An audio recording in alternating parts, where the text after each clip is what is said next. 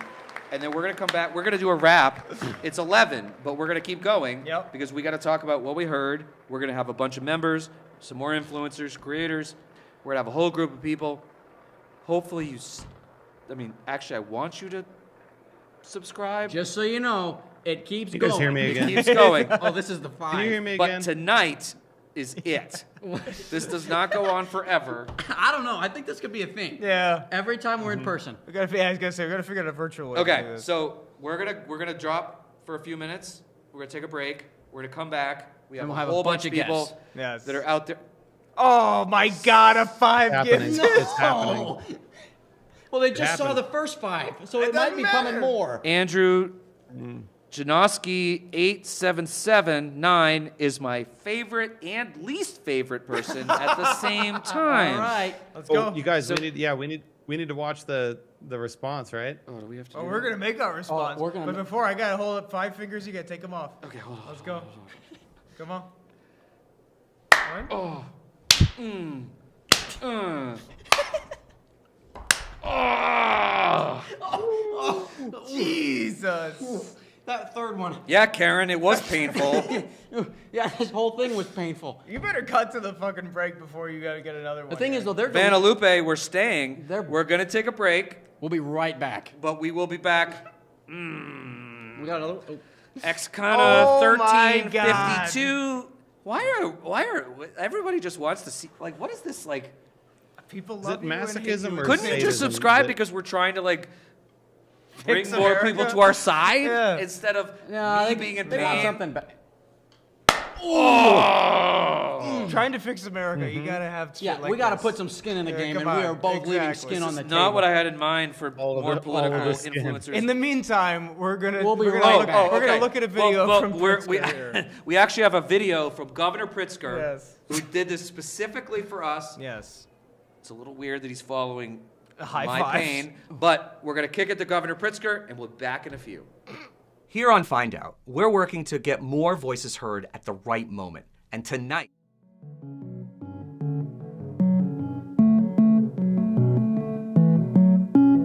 What's the true state of our union?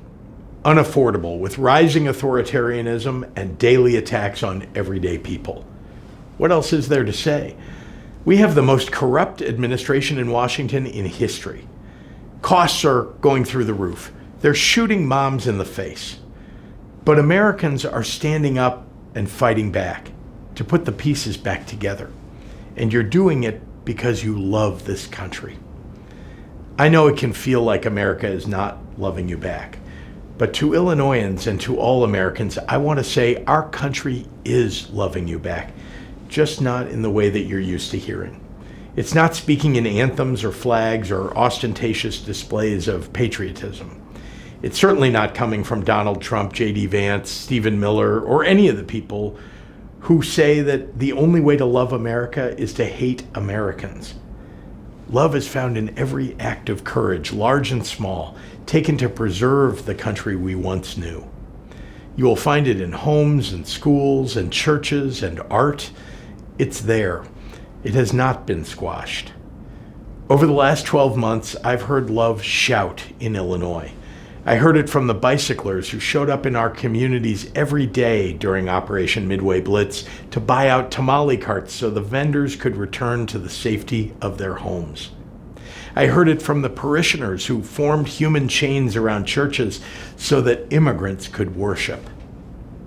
I heard it from the moms in the school pickup line who whipped out their cameras and their whistles.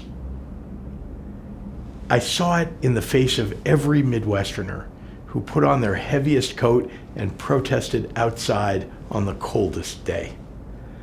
The most important fight happening in this country isn't about any single policy or political party. We are fighting over whether we are going to be a nation rooted in empathy and kindness or one rooted in cruelty and rage. Donald Trump and J.D. Vance and Stephen Miller have all picked a side. The rest of us, we're taking the other side.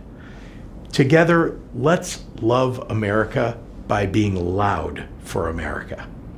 Because the State of the Union that Donald Trump has weakened can be made strong again.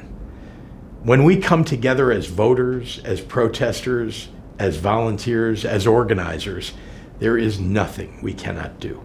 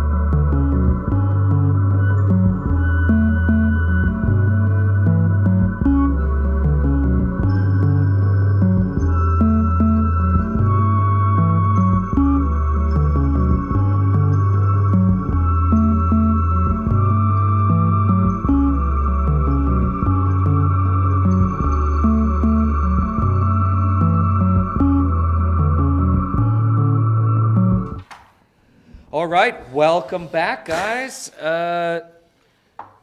We have another subscription that we have to do first. My God. So thank you to Pokley. 64 Pokley. Same hands. Yep. Wow. But we have some guests that are joining us tonight. So we have CFH with us, and we have Brad from the CFH and Brad show, or the Corey and Brad show. It is the Brad and Corey show with Brad and Corey. Yes. That's the big It's announcement. one of our So, shows that we're producing. if you are one of our followers that are following us, that's the big announcement. Me and Brad got our own show, baby! That's right. That's right. Mom, if you're watching this, I made it! On the Find Out Media Network. Boom. On the Find Out Media Which Network. we are launching Thursday, but we're telling you now, I guess. Yeah. So we are your wrap-up of that, whatever that was. Whatever the fuck that was. That we actually kind of stopped paying attention to halfway through. But for those of you who are still watching us, Luke got some blisties. if you sign up for a subscription, Luke will give me a very hard high five, and you can watch me all suffer through it. Show him your hand. Show him your hand. Oh, I actually got a bruise. I think I actually They got some blood vessel blisties. pop in my You in my literally hand. actually have a bruise. Yes, I'm showing it to you. So, anyways, guys, back to being serious. What'd you think of the speech? Brad, it was as the terrible. most serious person on the panel, what do you think? It was infinitely boring. Yep. He was putting himself to sleep. I was excited there for a second when it seemed like people were yelling at him and triggering the hell out of him. He was obviously getting angry, but then he just started telling other people's stories to distract from not, so he didn't have to say shit. That was the whole thing. The whole thing. Like, The whole fucking thing. There was nothing. We were playing bingo. Bingo for the and, first half. And we only got half of our card done. And literally, me and Brad went and analyzed his other speeches about things that things that he brought up. He didn't even talk about the State of the Union. He literally Nothing. I bet he did 30 minutes of lies, and then the rest of it was stories. Yep. Well, it was stories that should have been its own ceremony, giving people the Medal of Honor. Like, that should have been its own fucking ceremony. But instead, he used it to get out of talking about the shitty state of our union. Yeah. 100%. I'm surprised that this didn't get. Wait, fucking what are the? fit. Can you He explain didn't radical? say the What's radical on left. this? He never said the radical left. I did not hear it. I did not hear him say that. I didn't either. Wow. The radical left. He loves Yeah. that. Oh, one. that people love your. People love love my my Trump. I don't know why. It's a terrible Trump impression. Do it again. Didn't The even- Radical left. The radical left. You gotta do the. The radical left. You gotta have the pucker. No, but he face. I didn't do can't the that. T-Rex hands because he'd have fallen Yeah, off that he'd fall fucking over. stage. He's holding on for fucking I've dear life. noticed Uh-oh. Trump can only use his hands when he's sitting down now. Yes. He has to lean. Do you notice him holding on for Yeah. dear Yeah, life? he's This is like Oh death yeah. grip. Oh yeah. Shipwrecked. I hate to Unfortunately. interrupt you guys, but we just got a $10 super. No, please. From That's two. no. It's from one person. It's a $5 subscription, though. That's two. Oh. Lily So what do you doesn't guys want gotta that. do? Healing Lily wants to lotion get for one. the hand. Lily put in the chat, healing lotion for the hands. Oh, ouch, ouch, ouch. Does that mean we have to This give was not a the? fucking planned thing. This is the This is not planned. No, No. I did not plan. I How was did not this like. even happen? That first one I said, I'll give him a crisp high five. That's what it I was. thought we might get one or two. I didn't expect like 50 to come Literally through. 50. Which thank you That's all. great. We That's appreciate great. the subscriptions. It allows us His to hand's do gonna be all shows like swollen. the Brad and Corey show, featuring Brad and Corey. So what is on the bingo card? Yes. What do we got? I mean, the most transparent administration in history didn't say. I thought he would brag about getting rid of the penny. I was sure he would say got woke out of the military. yeah. Yes. But Yes. he didn't say it. He got didn't close say with it. DEI. Yeah, he did. We he did. thought he was going to get there. He did. I was expecting it. We ended DEI. Yeah. It was He was beautiful. going to say something about like being exonerated about From the Epstein. Epstein No, I knew there was no fucking way. I did not think there was Yeah. any. Yeah, I was yeah. the only one who took it where I was like, he might say something about it. Yeah, but you put it at 2%, I so did, it wasn't but like a high. I was still open to it. But he didn't touch really, it. he really only talked about the State of the Union for like 20 minutes. Yeah. It was at the top, and it was all lies. And what's Yeah. so fucked up is he did things that you can't argue with. Like obviously giving a war hero the Medal of Honor. Sure. Yeah. You can't criticize that, Yeah. even though our State of the Union is terrible. Yeah. Oh, He it's went back super to World War II frustrating, for bro. it, too. Yeah. He went back home. Oh yeah. Dude. Here's the thing, The I didn't- greatest generation. The original anti-fascists, they're being celebrated by a fascist. That is ironic. This Pretty shit. fucking Kyle ironic. just gave us another five for another high five. Kyle? Damn. Why are all of our employees watching me suffer? Bro. Our two editors have fucked Your hand is so red. Guys, I'm the one that's got you your jobs. Keep giving these guys money because I want to see some swollen fingers. Dude. Oh, I mean, like, just wait. I told you I've got a pop blood vessel in my hand. You do. Well, 50 gifted for a slap in the face. That's what I like. Oh, We're not doing that. The hand is as well. You would do it. For what? For 50 bucks. 50 gifted. 50 Oh, gifted 50 would be like, gifted. $250? No, I would slap in not the face. take a slap in the face. He's pretty live from the DNC studio. That would be bad. I'm not taking a slap in the face for $250. That'd be a good clip. I might take a slap, but not from Luke. Who'd you take it Bro, from? Have Luke to is take strong. maybe one of these guys. Yeah, I might permit. He was in the military. Yeah, it's going. It's We'll it's slap sad. each other. Rich, It's would sad. you take a slap in the face for $250? 50 gifted. From me. Yes, because Luke would take it easy on me. No, I wouldn't. No. You are wrong. You are wrong. Bro, Luke's got that farm strength. Wait. Is that the Luke's original? Oh, that's the eating same corn one. for 20 creatine. corn and creatine. No for more 22 abuse years, coming from dude. one of the people who caused abuse. God. Luke does have farm JW, strength, your name but is Green. we have We a know what special you did. relationship. Yeah, so. if you're green, we get it. We get it. You want Tim to be hurt. Okay, so if we were to grade the speech, because I got to get off the hand thing for a minute. I don't even know. What do you give it? It depends. What perspective? Am I a Trump supporter? Right. Okay, that's a good question. Oh, yeah, I like that. Okay. If okay. I'm a Trump supporter, I'd give it a C. Because the Medal of Honor, patriotic. Oh, he's given America's heroes who do definitely deserve it. Right. Sure. Yeah. I'd give him a C, but if you're a regular American, I'd give him an F, dude, because he didn't talk about the State of the Union. He didn't Nothing. He didn't even complete. Zero. He didn't even complete Zero. the assignment. Every single teacher in America would say assignment incomplete. What would you give it if you take out all the Medal of Honor shit? If you're a MAGA supporter, what would you give it if you strip out the Medal of Honor stuff and all that? I feel like you feel like it's just empty. Like it's Yeah. just What do shit you that he think? said a Nothing. million times before. A lot of them are still not, other than the super culty members, a lot of them are disappointed with his lack of actually helping them financially at all. Right. And he barely talked about that. Well, and like, Nothing. Like dude that showed up at Mar-a-Lago to shoot him was a Trump supporter upset Oh, he was about like the an Epstein- handling Was he on the really? Epstein Yeah, he was files. into the Epstein It's stuff. funny Oh, how I they didn't know immediately that. shut the fuck up about that as Yeah. soon as like, oh shit. Yeah, it became a It was one of ours. non-story. What were you gonna say, Rich? No, I was just saying they would never shut up about it if it weren't a MAGA. It was It was crazy. Like his 100% family was MAGA, like, so they we're all vanished. super big Trump supporters. I don't know where this came from. Yeah. Really? And immediately shut the And fuck he up. was like, crazy. and he was I like didn't know that. focused on the Epstein stuff. So, you know, Did he have a manifesto of sorts? Or is it social media? How'd they find this out? I don't know. That's a good question. Did they I'll post believe the that. evidence on Twitter? Yeah. Because that seems to be That's what the way they to do it, right? Yeah. That's the If only you way take a criminal action happens and 2 hours later, you really important evidence and you post it on Twitter because that's how law enforcement's done. No, and don't forget, you got to throw all your used crime scene gloves all over the crime scene to immediately fuck everything up. Yeah. Yes, absolutely. God. He did. I mean, he straight up just lied though. Like, he said that the guy that stabbed that young lady on the train in North Carolina was bailed out with a no cash bail, but North Carolina does not They don't have have cash No bail. cash bail. Yeah. Most places don't That have dude cash got bail. fucking put in jail. Also, didn't you he? don't get cash bail for a Cash- murder. No, it's for a not how first that degree works. murder. No, That's it's not how that insane. works. No, I mean before that, but North Oh, Carolina the other doesn't. charge. North Carolina Oh. doesn't even have that. Yeah. Right. So it's just a blatant, and North Carolina is a red state. So any criticism that you have about that action, about him getting released by anybody, it needs to be taken up with a Republican state. It's crazy. Right? So right? even his criticisms are of Republicans. Oh, it's madness. insane. I mean, yeah, and oh god, it just like, and then he said inflation was at 1.7. 1.7%. That's Yeah. not even. Evolved. It's off by a percentage point.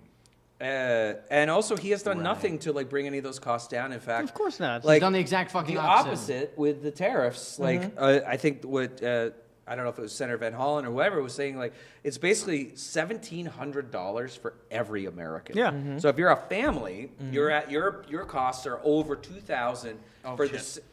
Oh, gotta do it. Elijah's back. Do it. He With did it two again? more. Let's Wait. do it. Oh, is it gifted? Damn, he put his glasses on, bro. He had to know Hey what Tim, I just met with Kyle and we decided to give you more pain. I mean money. And that's double. I love it. It's great. I love it, dude. Oh. Anything that hurts Tim, we're all for it. Oh, that was.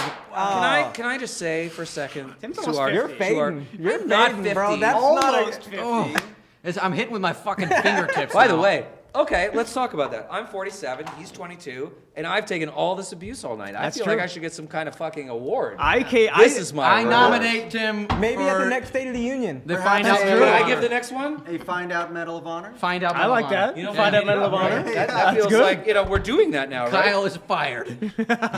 Kyle's in a lot of trouble. We're gonna need Kyle. Tim's going to talk to Kyle tomorrow. Well, and he messed up Which the isn't math 40 too. minutes, but- Yeah, he fuck. said tariffs save the average American family $5,000 when buying a house. That's not really how that doesn't works. even make any sense. Yeah.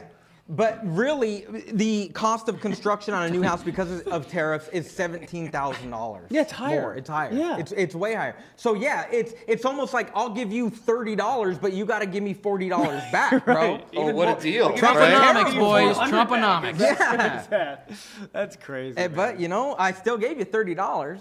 So What I fail to understand with this kind of shit is where the average Trump supporter, they're not a rich person necessarily. No. They're watching this shit and going, yeah. How? I don't know. How are they cognitive feeling? dissonance? I don't think they are. But it's I the think a lot of them are. But it's the culture wars, right? It's Right, not the it is. economic Right. things. Yeah, It's yeah, the I got no money, but at least the, DEI's gone. It's the Right. hockey Yes. thing where we shit on the women. Yeah. And At least like the the borders dudes like closed that. and all that The shit, boys yeah. club, even though the women are way more successful than the men. Way more. Time. Way more. Also, women. I think women won 8 of the 12 gold medals Yeah. in this Olympics. We haven't heard anything of. All we heard about was the men's team, and they did. He said a little on the women's team, but nothing about all the other medals. Right? Yeah. Hey, Brad, when's the last time they won a gold medal? The men's team. 1980. Yeah. 1980. Miracle, The men's team. Miracle on Really? Ice. Yeah. But we literally have a banging women's hockey team. Yeah, they win all the Huge, time. Grossly successful. They're an afterthought. He said that they Not only We're they're not an celebrating. astronaut, they're a Who, point the of women? ridicule. He said Yeah, the women are point coming of to the White House. They were like, right? "Oh, we got to invite the women." I don't It's know. like the women are the Yeah, he's ones to sighing bring the about it. I gold guess home I all gotta the time. invite the women. It's Or like- also get impeached. Right. It's yeah. Did he say that? Yes, he did. Yeah. He said, Verbatim. "If I don't invite the women, I will get impeached." Because you're gonna lose the fucking house Which in he the should Senate. be impeached for other reasons, but Yeah. I mean, he's just a bad person.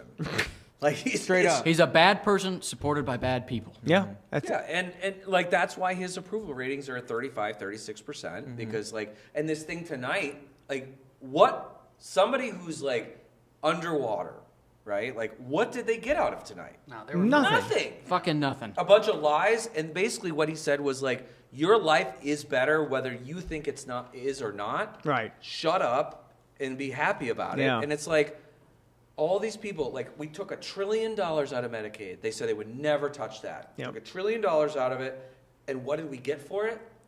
Billionaires got tax credits, Yep. tax breaks, and then Forbes came out with this thing we talked about on the show, which talks about the richest 25 Americans and their contributions back to society. And Elon and Larry Page of Google are the top 2. They're they give 1/10 of 1% of their money to philanthropic efforts. So it's why are we doing? We're not getting anything. No. They're just hoarding it. and Yeah, not but giving it you'll to be anyone there else. one day. Yeah, I mean, if you just work right. hard enough. That's right? what it is. If You're you just not work hard working You enough. know hard what? enough, You know how many dude. high fives I would have to do to get to that? Fucking million. I would be have a be stump. Buster. I would be Buster with this. I would knock your hand Buster. clean You off. would just fly off at one point. What is it, Buster? Buster's off of Arrested Development. Arrested Development, dude. Oh, sorry. This When he was a joins the show army, yeah, okay. a few years ago with just Jason Bateman, and it was David an amazing Cross. show that Fox canceled because no one watched it, even though it was hilarious. Yeah, got a bunch one of of his- seasons. 3. That's it. And then Netflix did it, and then they did a season where no one was actually in scenes together, so it was all off camera, and it was a super weird thing. But anyways, I don't know. no. Oh, Damn, no. gotta do it, dude. Gotta do it. This Hold one- Take one Hold for on. the I'm team. doing I this got it. I'll just do for delay. All right. Just for Blow on delay. your hand. Heather. That's a good plan. England, 1268. Trump supporters I know fall in 3 buckets. They are either greedy, not intelligent, or are bullies, racist, misogynist, etc. Yeah, I think fair. that's right. And 3 people liked it, so I have to do this. Me and Brad were talking about Thank this. you. I actually don't like to call Thank you. Trump supporters not intelligent. I feel like that backfires in our face. Yes. I feel like they are not emotionally intelligent, and because they're not emotionally intelligent, they are not a good judge of character, so they don't know that somebody is feeding them bullshit, True. hope, and lying to Right. them. Yeah. Because the emotional intelligence is a muscle that you work out. That's true. But it's They're also, susceptible. they're susceptible to it. But it's also the right wing like ecosystem of content creators, right? Like that they have been like funding this for years. Absolutely. Yeah. Russia Thousands is peer also pressure. Bots work. and when you flood the zone with bullshit, like you're gonna catch some people. And that's why we are so far behind. People why are waking we're doing up, though. these things. Yeah, they are waking up. Dude, a my little bit. family. They're waking up. Like, I'm well, still in contact with like MAGA family members, MAGA friends, and they're done with it. They're really. Oh yeah. Are they going to stay home or are they going to vote for Democrats? They're probably not going to vote. Yeah, they're Stay going to stay home. home. I would bet. So what is it that stops them from voting for Democrats if they see that Trump is just so fucking bad? Because they don't want to be labeled as a radical lib. Like that, dude. The branding they have done so well on. Yeah, they being really a have. Democrat, you're immediately a pussy now. You're immediately less of a man, and other men like they don't want their buddies to know that they voted Democrat. Yeah, It's crazy. true. It's crazy. And that's why I say it's It's brand, crazy. It's a brand problem. It's not a policy problem. You're because of- being manipulated. Yeah. Just I want to let you guys know you're being manipulated. 100%. There's no question. I mean, I'm Well, saying it's that because I love 100%. you. Yeah, it's 100% true. And the fact is like, but like when you have enough people flooding the zone and you have enough money pushing it behind you, you are going to get people to believe you. Absolutely. And man. that's why like we have to do these things. Like that's why we like. I mean, Zach was the one that was like, "Who wants to do a podcast?" And a And bunch we of us said, raised "All our right." hand. And then like I forced you into it. I don't think I'm going to have a hand to raise tomorrow. Well, yeah. I mean, like I think. Well, that's why his Go ahead. voice is so important. I mean, Brad talks about monkey brain. Like it's monkey brain. Like having to show the built, good-looking, chiseled guy, and he's I'm like, getting complimented out the ass over I here. vote Thank you. Democrat because it's setting He's a not new that good. standard, right? I mean, talk about monkey brain. What about the monkey brain? That's how people vote. Yeah, I'm not sure I have any blanket sort of theory on monkey brain, but no, we certainly know that there's a lot going on. Well, it's like those knuckle fucks that are like, oh, if it was Vance versus Newsom, I would vote for Newsom because he's Chad Mogg. Exactly, And Newsom dude. is. Wait, what does that mean? He's like a fucking Chad Mogg? masculine, he's got a good jawline. Chad, He's a very Chad handsome Mogg. man. Well, I mean, I feel like gym culture is a huge Very, part of this shit. very Like, implicative in that. huge It's fucking crazy part of it. how much they're attracted to other men. Like that's crazy to That's me, true. bro. I mean, it's yes. But they're afraid to be like Yeah, homosexuality. if you ask them to Yeah. say if you ask them to say name an attractive man, they'd be like, no, that's gay. Yeah. But Right. at the same time, they'll go Chad Mogg. Chad Mogg, exactly. That's true. But like, I mean, you're ripped and you go to the gym all the time and shit. But I'm sure the majority of people you're welcome, man. You're welcome. Like, why is it that the majority of dudes that do what you do don't think like you do? Because You're in a They're very afraid. small You're a minority. rarity. actually. Like, I you're mean, a fucking there's outlier. very few. But why though? Like, Soy I don't- milk. What? Soy milk.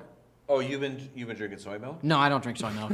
Yeah, Whole milk it's- exclusively, no, just that's like what RFK. he's- That's what he's saying. It's soy milk because they're afraid to be labeled as a weak man. Well, that's Right. the But label. if you look like a fucking ripped, It doesn't who gives matter. a shit? It's It- funny it though. doesn't matter. Like even that post I made, there was people and they were like, "Yeah, but I know Republicans bigger than you." And I was Yeah. like, "Well, what about you? Are you bigger than me?" Yeah, dude. Fucking, They don't want to that's fucking talk insane. about that. That's crazy. Hey, guys. though. It blows me Like, away. go head to head with you. You'll beat the fuck out of them. Yeah, Rich, it sounds like you want to jump in. What do you got? I just said, hey, guys. I mean, I love talking about milk and muscly boys.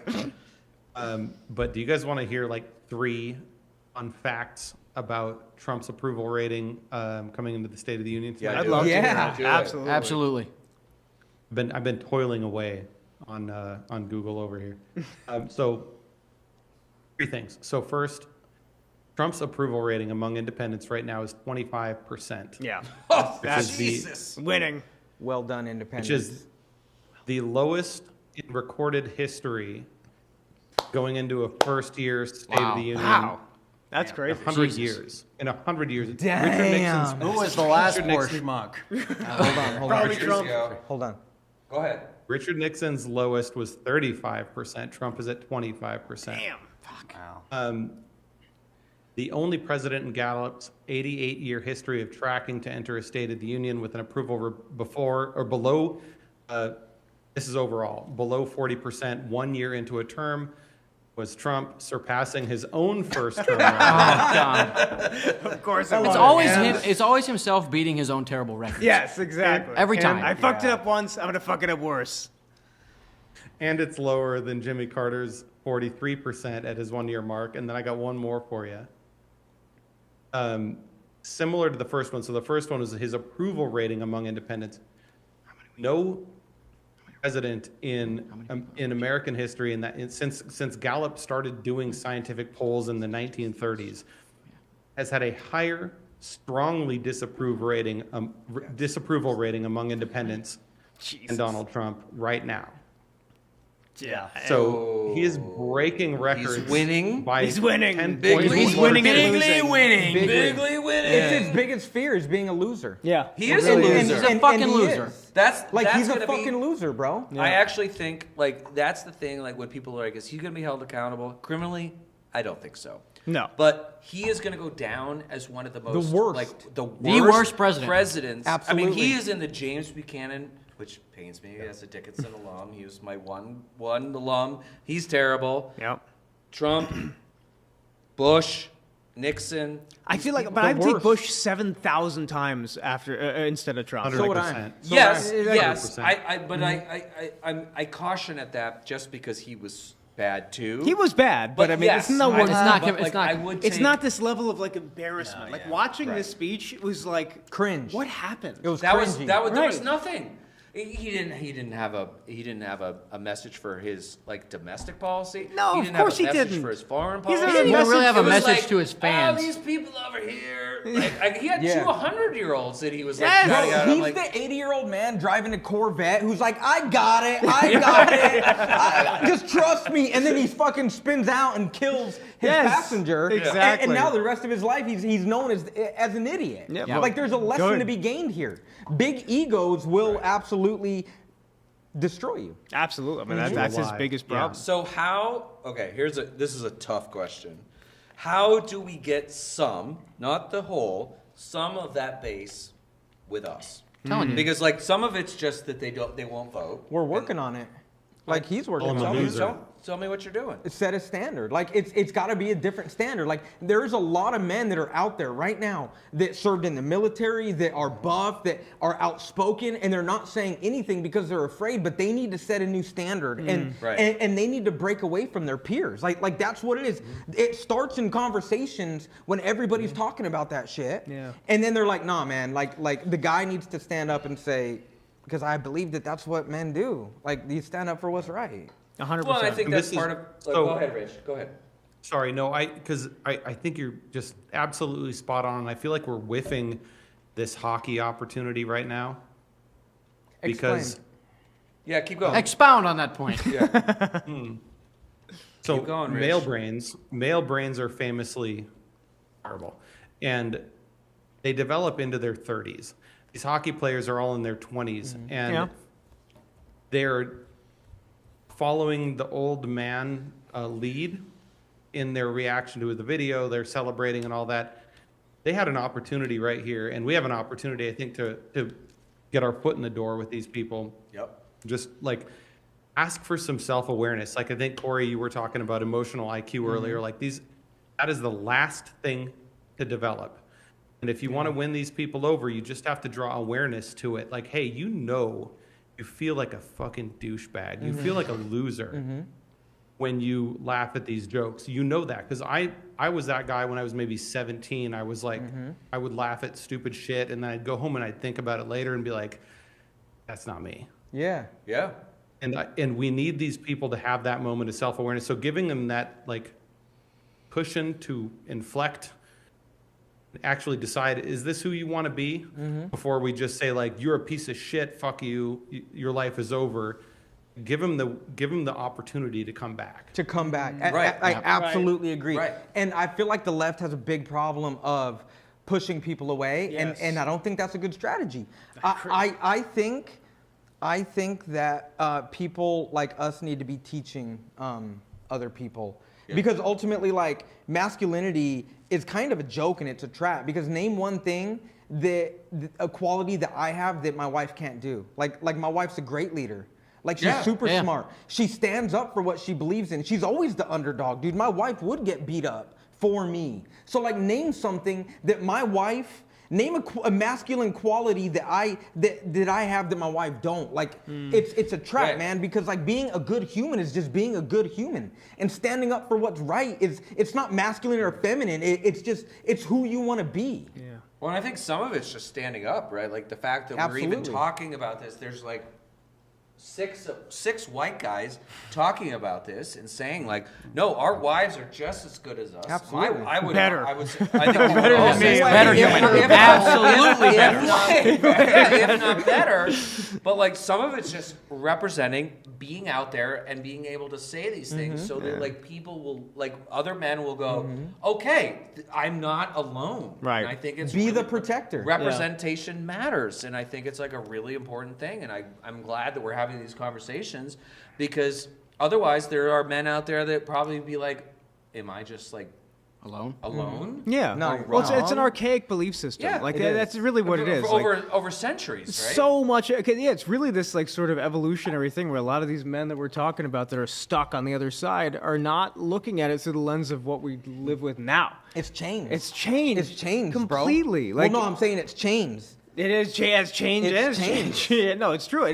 You're sort of chained to the past, where you're just like, I'm the man, so I gotta do man shit. It's like, okay, but this is a different fucking era.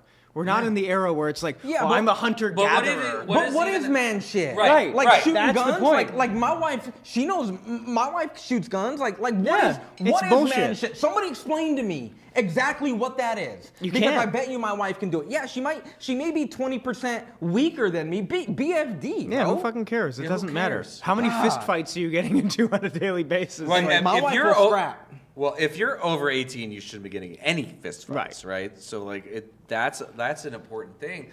But, like, that's also, like, part of it's, If like, you're just over 18, you shouldn't? What's that? I mean, that's I bold don't know, words for bro. a man with a swollen hand right now. Well, I know. I've been to jail.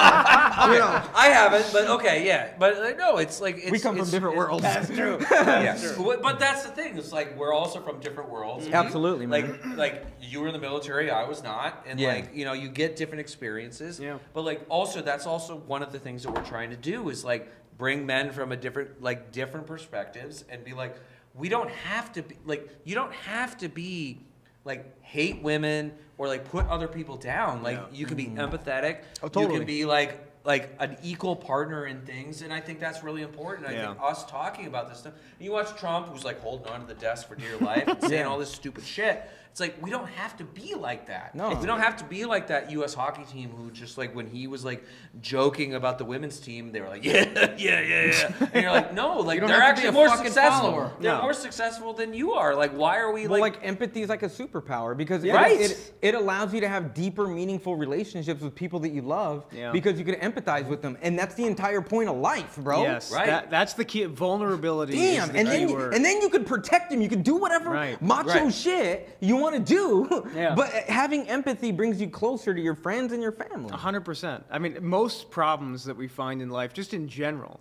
are because you can't relate to the person because you're too afraid to. Absolutely. It's man. not about just like not being able to relate to them. It's that you go, well, there's a layer of this where I'm just Even I if you can't want do to, it. yeah. Exactly. Right. You want to do it, but you're like, well, this seems a little like I'm not doing it. The fact that you're uncomfortable with something means you should attack it. It doesn't mean you should recoil from it. Right. So if you're a man and you're 'Cause you going, wanna hey, grow. I don't want to deal with this, like you're being kind of a fucking baby. Being you know? uncomfortable means you're learning something. Right, 100%. And I think most men who support Trump, they think that they're strong and they can take on anything, but they can't take on a basic fucking moment of going, well, I'm gonna be vulnerable for a second. Well, They can't do that. If you look at any of these people who debate, right? Like if you look at the Jubilees, which I'm not a big fan of that. but like, Fuck Jubilee. And or if you look at I've like hit that point. no, but if we or you like do the good trouble thing or whatever, like they're just afraid. Yeah. And like, how do we get more men to not be afraid and be like, I want to be supportive of my Well, wife I think and you my have to children. recognize. I think you have to recognize that you're afraid. I think our spin room shit started. Oh, okay. We could kick some people in. What'd you guys do? I don't know. I don't know. Are we gonna you have live? some people? Do we have some people? We're live. We're just- live. I don't You just know. want my hand to get smacked I again do. because I do no want one's that. no one for 10 minutes. I think fear is something we don't talk about enough, to be honest. 100. Because Yeah, let's talk about it. a lot of people that go to the gym, like they're trying to get big because They think something terrible. They gotta protect their family, and because it's the of same something terrible that happened to them when they were a kid, Yep. and they're like, I'm never gonna let that happen again. Yep. And they're doing it like I'm generalizing here, but like I think of myself, like terrible things happened to me when I was a kid, so I was like, I'm gonna join the military, I'm gonna be a fucking the baddest motherfucker on the planet, and I ain't ever gonna And let you were, myself. but also you were. No, man, I was No. I was a I mean, scared like, I know, kid like, even then. you wouldn't agree, Snipers but are I I so was a cool. scared kid even then, dude. But the whole point is I wanted to aspire to this unrealistic expectation of what a man is so that I never feel like that vulnerable, scared kid again. And Right. like, I don't know, man. I just, if you feel that way, it's okay. I mean, I there's think growth that's the to biggest happen. thing. Yeah, there's I growth wish to every happen. fucking dude could watch that 30 seconds of space. Like, You should true. reflect on that. It really is important. Like most men just look at that and they never have another dude say that shit. Yeah. Right. Like it's okay almost, to Well, be that's afraid, what I'm man. arguing. It's like you didn't feel that way, but like people look at what your background was, and I think they would say you were a badass motherfucker. No, man. I know. I'm not scared saying kid. you do. I I'm don't saying ever want to make that impression. No. But Ever. this is But the some important people might part of see it. that But way. it's this your- is the it's your- important part. it's Like I think perception. people would look at Yeah. it and be like, "Yeah, man, that's what it means to be a fucking man." I mean, is I don't know to how. do that I don't know about job. you. I get a fair amount of DMs to that effect. Thank you for using your voice like you should. Yeah. Right. And But I'm it's- willing to bet all of you get But that's why Totally, it's important man. to be vulnerable and like talk. It is. Like, Rich, go ahead. Sorry. No, I'm 100% agreeing with you guys. In the comment sections, or I'm reading the comments, and they're overwhelmingly supportive of the conversation. Cool. There was some struggling with like, how do we platform women? How do we platform emotional intelligence when it's just men talking to men?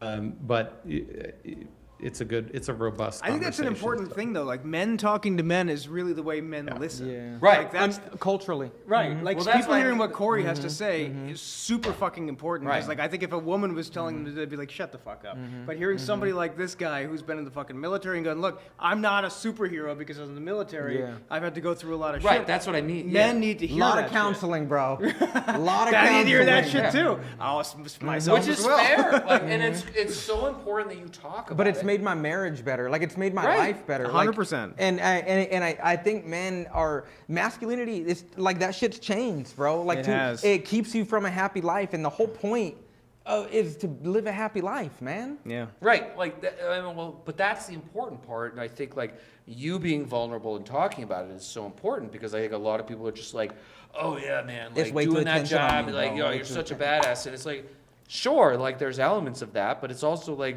I need to take care of myself. I need to take care of my wife. Like that's so important. I think the and question is, can you hear the person across from you?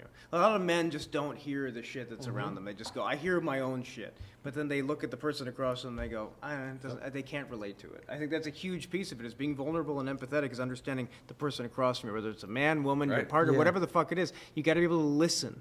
Right. I think men have just had a hard time fucking listening. And that's social hierarchy to a certain degree. I mean, for hundreds of thousands of years, men are up here and women are down here, and that's the way that everybody's looked at it.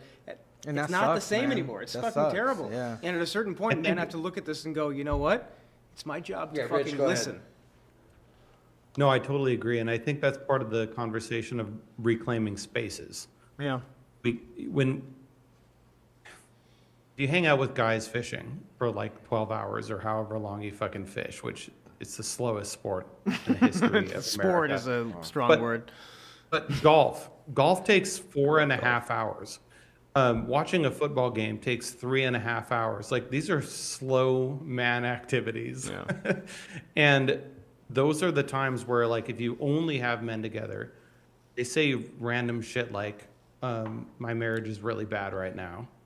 Or, I haven't been in a good place lately. I've been drinking too much. They say things that catches you off guard. Even the manliest of men, they only say those things in those spaces. And so we have to stay in those spaces so that we can participate in those conversations and just keep those guys normal.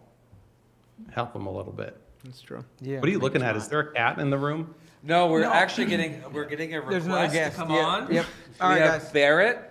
No, go. don't go anywhere. Okay. Turn around away. Barrett is so Barrett- amazing. I feel like I've been dominating this Barrett- conversation, and I want to make sure Barrett that is everybody is has a a creator chance in to her talk. own right, but also has been Yes. super helpful in this whole event. Yes. Let's bring her on. Awesome. Here she comes. Let's go.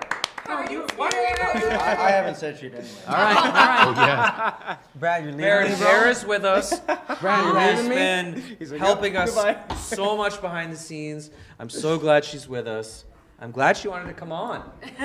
So how are you? I'm out. Having me on.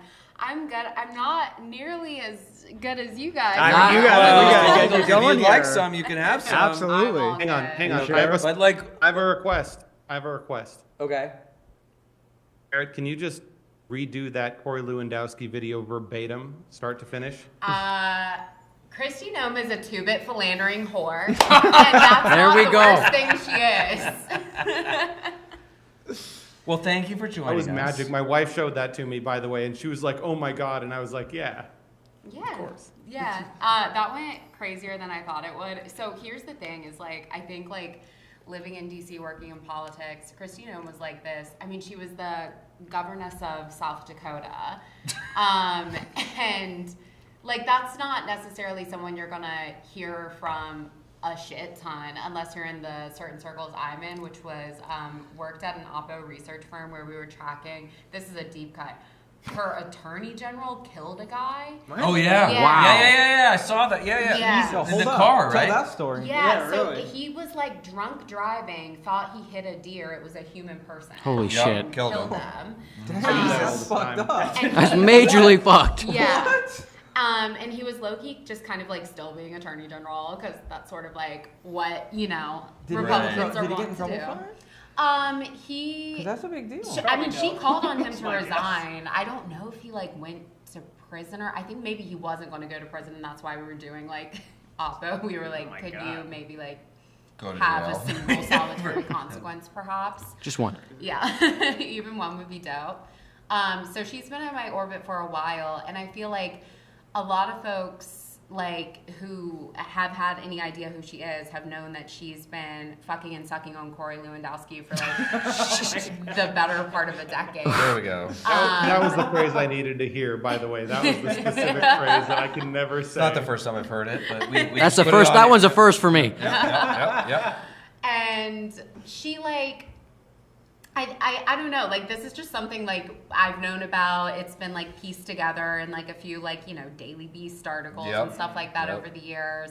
Jared Moskowitz had like a good little one-liner during a hearing like probably a week or two before I made that video about like when y'all need something, you don't call Kristi Noem, you call Corey, which is like a nice dig. And so it was after, it was like probably a couple days, maybe a few days after Alex Predian, I think like, I just felt like heartbroken. I've had a few moments during this administration that go beyond rage to the point where I'm like, I get like very triggered with the Republican stuff when it's like, it seems like they don't even give a fuck about like getting reelected. Right. Like, and there have been a few moments there where I'm like, you're just doing the objectively wrong thing. Like you're doing unelectable shit at this point, and that's tough to swallow because like that is typically our mechanism for getting you to do anything even closely resembling the correct thing. Yeah. And their reactions to ICE murdering two U.S. citizens in cold blood on video in the street has been ridiculous, to say the absolute least. And I think in the wake of that, I was just like, everyone's had every take. I've had every take. What is something that I could specifically channel my talents to do? And I love shit talking Republican women. That is like the overarching theme of my content. And I was like, you know, let me do like a good sit down on this fucking puppy killing bitch for a minute and her weird ass affair that she's having with Corey Lewandowski. And it just like blew up because, I've had people come up to me at parties since and were like, I sort of credit you, which I think is like, I wouldn't say this about myself, but they were like, I sort of credit you with like putting that like mainstream because I think you just like collected all the evidence into like one 3-minute video. Brought receipts. Yeah. Yep. So yeah, if you didn't know about Kristi Noem having an affair with her husband Corey with an O, now you know, or Brian with an O, sorry. Well, it's also like it's crazy, like that the fact that Corey Lewandowski, if you remember him from 2016, he was the campaign manager for Donald Trump. He got fired because he was so bad. Actually, I think because he assaulted a reporter or something like that. Is that true? Really? Yeah, oh, he did. Well, he like grabbed him and like pushed Crazy him. how that's always seems to be. And, Always ended assault yet is somehow. now the number 2 at DHS. Sick. Under Kristi Noem, and we all know why. It's just gross. It's gross. You say Like- under? Yeah, I was going to say, did you say under? Under, There's yeah. a joke to be made there. Yeah. She's also the one that went to El Salvador and took a photo in front of like the cage with a $40,000 watch on her arm and all the makeup and like this like glam shot of all these guys who we don't know if they were guilty, innocent, or whatever. But the whole point was like, oh, we got a bunch of brown people The in the cruelty is cage. always the point. The cruelty is always the point. Like what a selfish person. Like how awful. They're relishing the pain. Why would Do you know what go I'm to saying? a prison for a photo? Like that's a history of like just absolute self-centered selfishness and like being in a public position like that. It's crazy that man, you know, because I come from the stock of like old school like conservatives and shit. I don't understand how they let that shit like slide. Like I just it doesn't. Well, there's a critical difference in Yeah. your spine. There is. Yeah. Well, and it's also the cruelty is the point, right? Like I go back to the Adam Serwer thing all the time from the 2018, 2019. The only way you can describe the Trump administration is through cruelty. Yeah. Like they picked Kristi Noem domination specifically because she would do whatever Donald Trump asked. Yeah. And so like when he was like, go raid Minneapolis, she was like, I'm going to put 2,700 ICE agents in there. And then they ended up killing 2 American citizens. Yeah. And they don't care. They're like, oh, we're going to grab these guys. We're going to take them out of here. Yeah. They're not going to, there's no investigation. There's no nothing. And that's 2 of the 9 Americans that they've murdered. And, we have more people. All right. They want to jump on. I'll hop with you. All right. So who are these people? We're just doing it live, We're guys. roundtabling it. This is the thing I said at the beginning about the only time I'll say anything nice about Bill O'Reilly is that we're doing it live. We're flowing. So if we have more creators, let's bring them in. Live. Who are they? I don't know who they are. Bring them in. Yeah, you know, all my followers that followed me over, I appreciate y'all. Corey's the man. We got the Corey and Brad show starting next month on Find Out Media, so you got to check that out. The Corey and Brad So who else show we got? With Brad and Corey show with Brad and Corey. Huh? Yes, sir. Bring him in. Clown car. James is here. James. Yes. Oh, All right, guys. He couldn't let me be on here Josh by is myself. here. I got to bounce. Oh my God, we got a great stop. crew. Come sit. It's all you. Thank God that Luke's getting out of here because I'm not going to get a beating anymore. You text me if there's more. I will be right back. All right, guys. I love how the seat comes pre-warmed. Thank you for that. Well, some of us have been on for 5 hours. How are you feeling? Hey, honey, are you old enough to drink, actually? I didn't realize the feds were here. So, guys, all right, you're going to have to introduce yourselves because I'm way beyond doing all of that. Josh, we're going to start with you. I'm Josh Sorby from South Dakota, live in D.C., and I'm on the Hill. Awesome. James. I'm James Crocker from Connecticut, but like near Mass. Okay. Been going back and forth. I'm a college freshman, and I'm a content creator. Great. My name is Ellie Reynolds. I'm 20 years old, originally from Chattanooga, Tennessee. I'm a content creator, and I work in the service industry as a server at a restaurant. Great. All right, guys.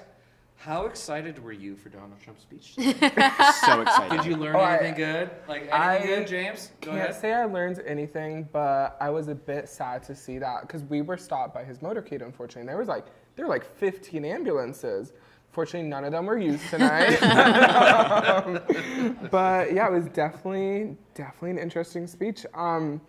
all of the guests were a bit surprising, I guess. Like, I realized he just can't make it through the whole speech, but, like, every other second, someone had been shot in, like, some sort of war or something like that. And it's like, God, like, it's just kind of depressing. So like, you, as a college freshman, mood. were not identifying with the 200-year-olds that they put I out? was. I can't say I really knew who they were.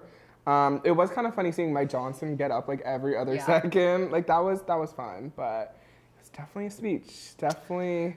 I think it was honestly the worst thing I've ever seen, but I'm curious, as another young person, like what? I mean, I learned how to talk to the elderly people in my life. I also aspire to be able to fake cry like Erica Kirk.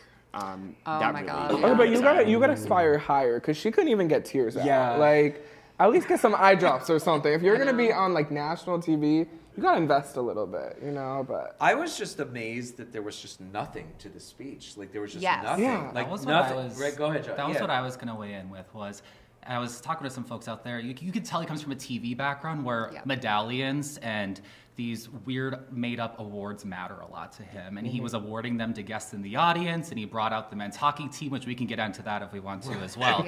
But you could just tell that the substance of the speech was not there, and it was very much about the performance of it. And I also thought that he ignored a lot of his worst instincts. I thought it was going to be more dramatic. And I was surprised when he didn't have some of the pop-off tangents that he wanted to, except you saw that he flinched a few times when he talked about Nancy Pelosi, because she's under his skin, which is great. That thing is so weird.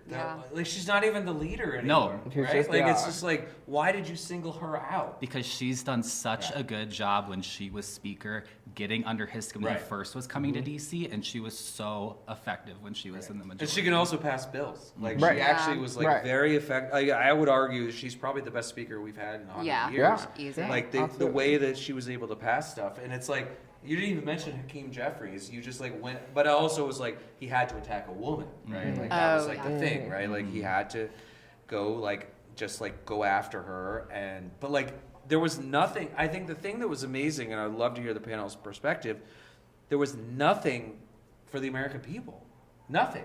Not a goddamn thing. Right? That was Go an ahead. award show. Yes. So that was my reaction, was like, first off, this is not a speech. This is a string of about 17 anecdotes strung together, and each one ends with, like, granting this person a Lifetime Achievement Award, basically. Right. The moment that, like, super solidified this for me, I can't even remember which, like, anecdote he was on, but when he, honest to God, did, like, the Oprah, and we've got him in the back right now, and brought out whoever, and, like, did a family reunion in front of them, I was like, you're fucking kidding. That's what really got it. Like, when he was talking about that guy from, like, Venezuela that they were able to rescue, and, like, the reunion looked like they hadn't seen each other in, like, months. Mind you, we like, Venezuela's over. Like, it's been a while since we invaded. So were they just holding him, like, up until this? Like, truly, it's always just a spectacle with him, but it's never actually impactful, helpful things for Usually, Americans. State of the Unions are a defense of the president's agenda.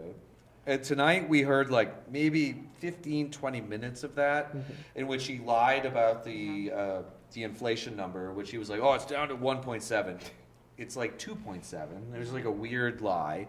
But there was, like, nothing. Like, most of it was just, like, him, like, talking to people. It was, like, a very strange thing. So, like, I didn't really understand it, but I'd be curious from your guys' perspective, like, do you think any young people actually watched this or, like, got any of this tonight? I assume I no. would be hard-pressed to believe that anybody my age sat in front of a television for however long he was up there. I don't even know how long he was up there, and listened to him talk. And I think one of the other things that really struck me was we saw Democrats win recently on affordability. Right.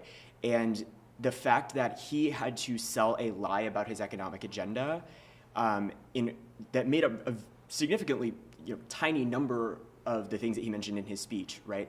We know that Americans are paying more for things. I'm 20 years old financially on my own. I have to pay rent. I have to pay for groceries, bills.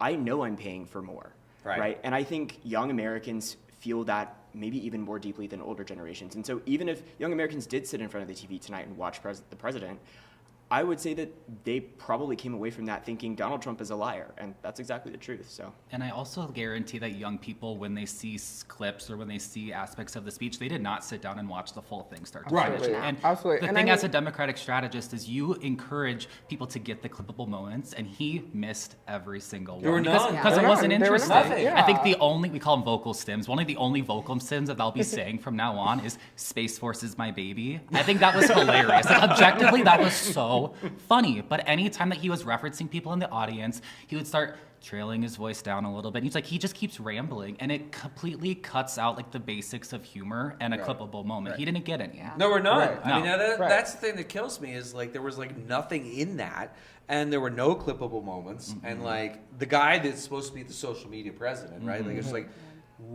What were we supposed to take away from this? Which was like nothing except for him just patting himself on the back, lying about affordability, lying healthcare stuff. He was like all over the map, and like there was nothing for Republicans to run on in November. Like he should be the guy that's like providing them some like cover, and there was just absolutely nothing. Because that's his agenda right now. His agenda is his own PR campaign. Right. It's about his legacy. It's about cementing that. It's not. He doesn't give a crap about the American people. He gives a crap about his ballroom and the opulence of Donald Trump, which is like a Walmart version of Home Depot. Like it's not actually opulent. It's actually pretty cheap. Yeah. But that's what he's going for. And for what it's worth, the same could be said, I think, of basically the entire Republican caucus, with the exception of Thomas Massey, who like grew a pair of balls and maybe always had them. I don't know. I wasn't clocking him, but you know, at least did the correct thing and like standing up for the Epstein survivors like very wholeheartedly over the past year. The only thing that these people were going to do this entire Congress, and the only thing still that they're actually going to accomplish this entire Congress, was that one big beautiful bill, and like it's over. That's it. They're showing up to work, you know, most weeks with absolutely no plan, stunt queening out on the floor. Like everything's just a ploy, just dramatics. They're just there to like have this circular like press system of themselves, and it's like they're completely useless. And I think the thing, you know, harkening back to what I said before, of like the things that are most concerning to me are the things where they are choosing like the most unelectable stances ever. Like with their whole chest. Because when I know that they're willing to give up that, I know that they're willing to give up any mechanism to hold themselves accountable. At the end of the day, their strategy when he got back into office, I think the whole Project 2025 plan is like, we've got 2 years to do all out fascism. And then like, we're out of here. Like, we're not going to have these majorities anymore. Like, we're kind of acknowledging that, but like, we are going to do 2 years of obscene terror. And then, you know, it'll be just conflict between what will probably be a Dem majority in the House, what like it's looking like they are risking the Senate now, which is insane. But like it's consequences of your own actions, Diva.